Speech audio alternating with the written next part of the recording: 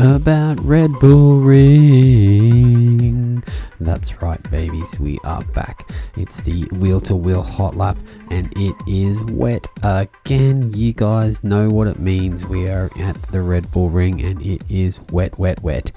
The remix there from the Rhythmics is telling us, and it is heralding a saga of wet races. 3 wet races to be precise. And it is going to be one interesting round.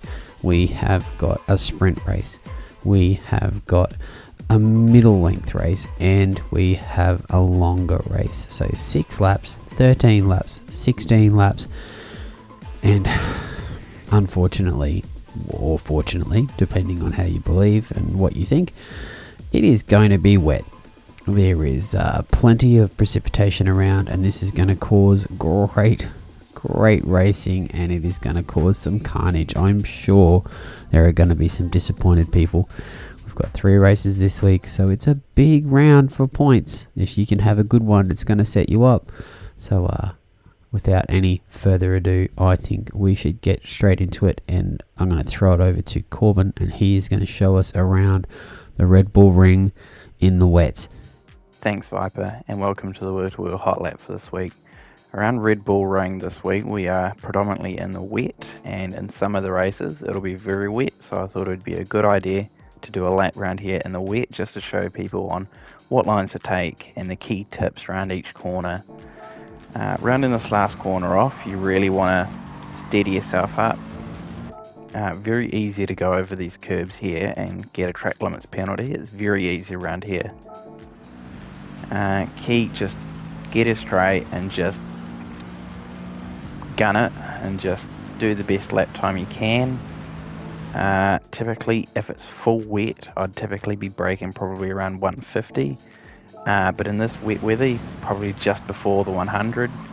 Turn it in, car can ride the curb a little bit, and out to the sausage curb out here. This is about as far as you can go before you start getting a penalty. Yeah, like I said before, a lot of corners around here you can get pretty severe track limits penalties. Particularly the key around a track like this in the wet is sometimes it's better to be slow in, fast out. Coming up to turn 2, again if it's full wet I'd go about the 150, but here I'm just before the 100. Some people like to go this line, some people like to hug the curb, some people like to go deep. Really depends on how your car behaves. The Mercedes is really good at launching off corners. So I typically like to take a tighter line, get all the turning done as quickly as I can, and then really hitting it on the exit of the corners. Coming down to turn 3, which is the most difficult corner on this track, particularly in wet conditions. It's very common for cars to just slide off the edge here. So again, in full wet, it's probably about the 150 meter board. Here it's just before the 100. And you'll scale, again with all these braking points, you'll be scaling them based on how wet it is. The more wet it is, you want to bring it further and further back.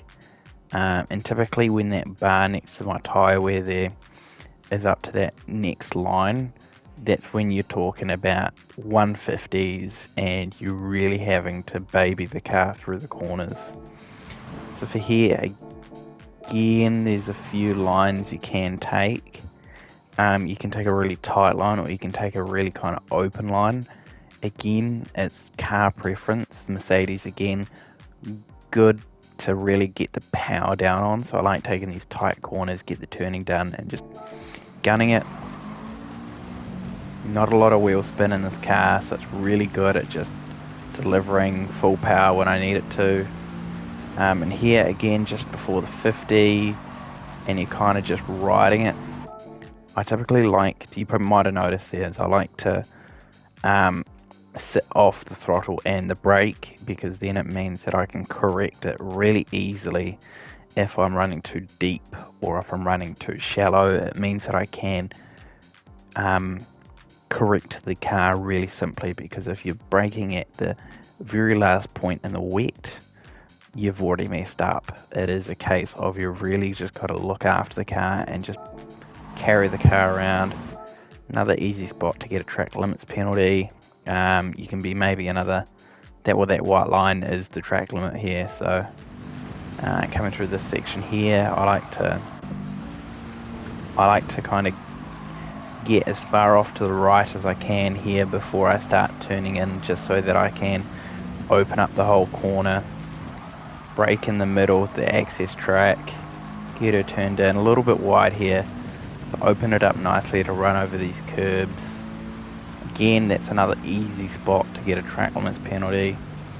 Coming into these last two corners, which is probably, besides the turn 3, the next two hardest, and this is more of a track limits penalty kind of deal. Again, I brake around the two marshals here, probably a little before. This might have been a bit deep. Yeah, I clamping the brake here. This is again about as wide as you really want to be. If you're in a situation where the race was very wet and it's dried off, you really want to avoid these curbs because they hold a lot of water. In this custom race I did, it's equal conditions, so I can use these curbs as much as I like.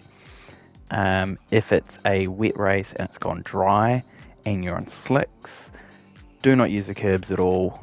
It is just death.